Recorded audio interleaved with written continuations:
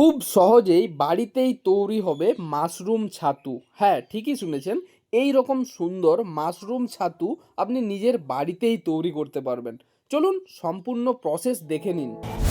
তো এইগুলো হচ্ছে মাশরুম বীজ। তো কাকু একটু পদ্ধতিগুলো বলবে আমাদের। তো কাকু এটা কিভাবে চারা ফেলতে হয়?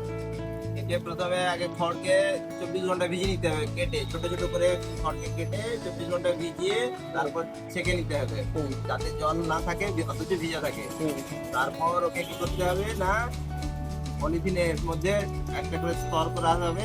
হ্যাঁ, 1/2 ইঞ্চি করে স্তর করে একে গুঁড়ো করে ওই সাইডে দিয়ে দিতে হবে একটু ফাঁক রেখে। আচ্ছা, দেওয়ার পরে একদম পুরো এরকম স্তর স্তর দিয়ে তারপর ওকে কি করতে হবে না, হচ্ছে যে মুখটা ভেঙে দিতে হবে। 10-15 বাদে ওকে ফুটো করতে হবে। 10 দিন বাদে ফুটো করতে হবে, 10 থেকে 12 দিন বাদে ফুটো করতে হবে, যখন সাদা হয়ে দাঁড়িয়ে যাবে। আচ্ছা। আর এটা কতদিন পরে বেরোবে? ওটা 15 দিন থেকে 20 দিনের মধ্যে বেরোবে। 20-22 দিন। এটা তো আর এটা একদম প্রসেসিং করা আছে, এটাতে আর কিছু করতে হবে না। আচ্ছা। খড়টাকে চুন জল বা কার্বনেজিম দিয়ে ভিজিয়ে নিতে হবে 24 ঘন্টা।